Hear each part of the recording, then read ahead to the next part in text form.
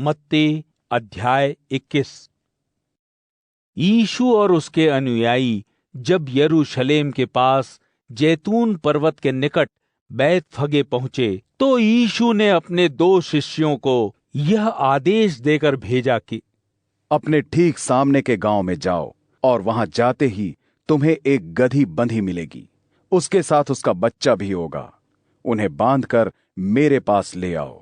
यदि कोई तुमसे कुछ कहे तो उससे कहना, प्रभु को इनकी आवश्यकता है, वह जल्दी ही इन्हें लौटा देगा। ऐसा इसलिए हुआ कि भविष्यवक्ता का यह वचन पूरा हो। सियोन की नगरी से कहो, देख तेरा राजा तेरे पास आ रहा है, वह विनयपूर्ण है, वह गधी पर सवार है, हाँ गधी के बच्चे पर, जो एक श्रमिक पशु का बच्चा है। सो उसके शिष्य चले गए और वैसा ही किया जैसा उन्हें यीशु ने बताया था। वे गधी और उसके बछेरे को ले आए और उन पर अपने वस्त्र डाल दिए, क्योंकि यीशु को बैठना था। भीड़ में बहुत से लोगों ने अपने वस्त्र राह में बिछा दिए और दूसरे लोग पेड़ों से टहनियां काट लाए और उन्हें मार्ग में बिछा दिया।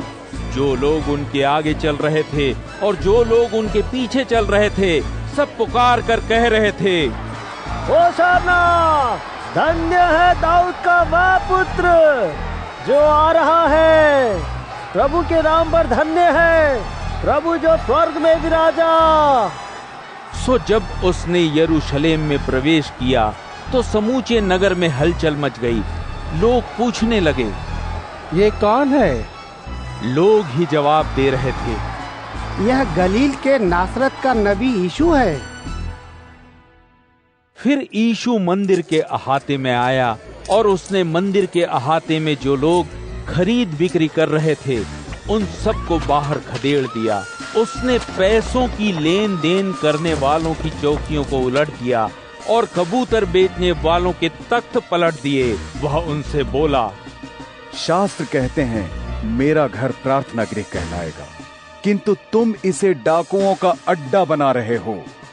मंदिर में कुछ अंधे, लंगड़े, लूले उसके पास आए, जिन्हें उसने चंगा कर दिया।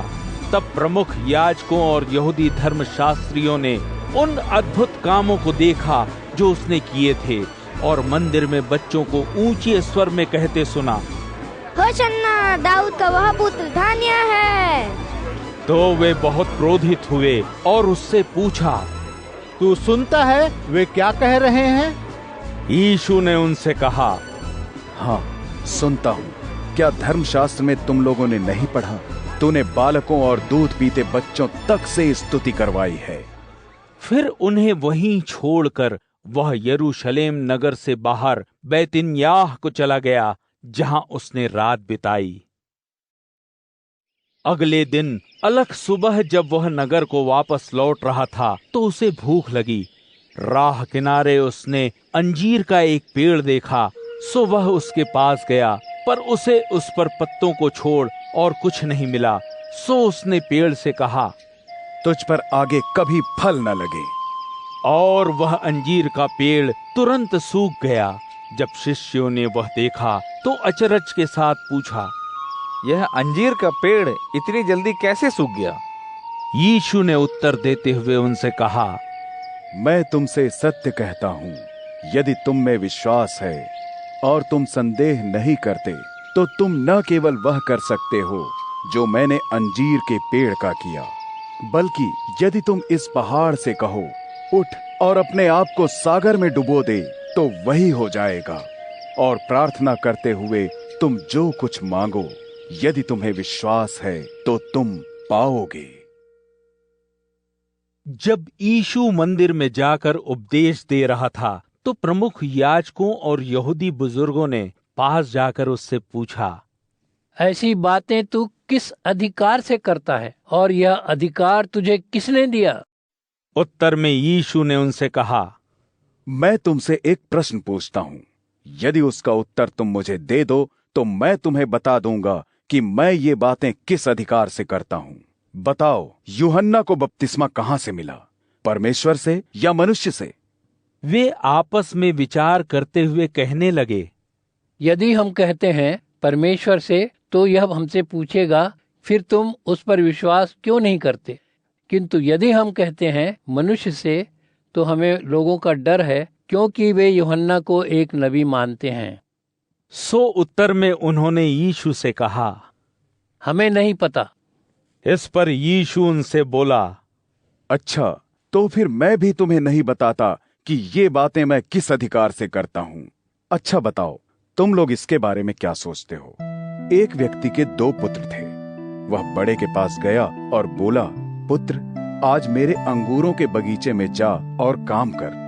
किंतु पुत्र ने उत्तर दिया, मेरी इच्छा नहीं है। पर बाद में उसका मन बदल गया और वह चला गया। फिर वह पिता दूसरे बेटे के पास गया और उससे भी वैसे ही कहा। उत्तर में बेटे ने कहा, जी हां, मगर वह गया नहीं। बताओ, इन दोनों में से जो पिता चाहता था किसने किया? उन्होंने कहा, बड़े ने। यीशु ने उनसे कहा, मैं तुमसे सत्य कहता हूं, कर वसूलने वाले और वेश्याएं परमेश्वर के राज्य में तुमसे पहले जाएंगे। यह मैं इसलिए कह रहा हूं क्योंकि बपतिस्मा देने वाला यूहन्ना तुम्हें जीवन का सही रास्ता दिखाने आया और तुमने उसमें विश्वास नहीं किया, किंतु कर वसूलने वालों और वेश्याओं ने उसमें विश्वास किया। तुमने जब यह देखा तो भी बाद में न मन फिराया और न ही उस पर विश्वास किया। एक और दृष्टांत सुनो। एक जमींदार था, उसने अंगूरों का एक बगीचा लगाया और उसके चारों ओर बाड़ लगा दी। फिर अंगूरों का रस निकालने का गरठ लगाने को एक गड्ढा खोदा और रखवाली के लिए एक मीनार बनाई। फिर उसे बटाई पर देकर वह यात्रा पर चला गया। जब अंगूर उतारने का समय आया तो बगीचे के मालिक ने किसानों के पास अपने दास भेजे ताकि वे अपने हिस्से के अंगूर ले आएं। किंतु किसानों ने उसके दासों को पकड़ लिया, किसी की पिटाई की, किसी पर पत्थर फेंके और किसी को तो मार ही डाला। एक बार फिर उसने पहले से और अधिक दास भेजे। उन किसानों ने उनके साथ भी वैसा ही बर्ताव किया। बाद में उसने उनके पास अपने बेटे को भेजा। उसने कहा, वे मेरे बेटे का तो मान रखेंगे ही। किंतु उन किसानों ने जब उसके बेटे को देखा तो वे आपस में कहने लगे, यह तो उसका उत्तराधिकारी है, आओ इसे मार डालें और उसका उत्तराधिकार हथिया लें। सो उन्होंने उसे पकड़कर बगीचे के बाहर धकेल दिया और मार डाला। तुम क्या सोचते हो, जब वहां अंगूरों के बगीचे का मालिक आएगा तो उन किसानों के साथ क्या करेगा? उन्होंने उससे कहा, क्योंकि वे निर्दय थे, इसलिए वह उन्हें बेरहमी से मार डालेगा और अंगूरों के बगीचे को दूसरे किसानों को बटाई पर दे देगा, जो फसल आने पर उसे उसका हिस्सा देंगे। यीशु ने उनसे कहा, क्या तुमने शास्त्र का वह वचन नहीं पढ़ा, जिस पत्थर को मकान बनाने वालों ने बेकार समझा, वही कोने का सबसे अधिक महत्वपूर्ण पत्थर बन गया। ऐसा प्रभु के द्वारा किया गया, जो हमारी दृष्टि में अद्भुत है। इसलिए मैं तुमसे कहता हूं, परमेश्वर का राज्य तुमसे छीन लिया जाएगा और वह उन लोगों को दे दिया जाएगा जो उसके राज्य के अनुसार बर्ताव करेंगे। जो इस चट्टान पर गिरेगा टुकड़े टुकड़े हो जाएगा, और यदि यह चट्टान किसी पर गिरेगी तो उसे रौंद डालेगी। जब प्रमुख याजकों और फरीसियों ने यीशु की दृष्टांत कथाएं सुनी तो वे ताड़ गए कि वह उन्हीं के बारे में कह रहा था। सो उन्होंने उसे पकड़ने का जतन किया, किंतु वे लोगों से डरते थे, क्योंकि लोग यीशु को नबी मानते थे।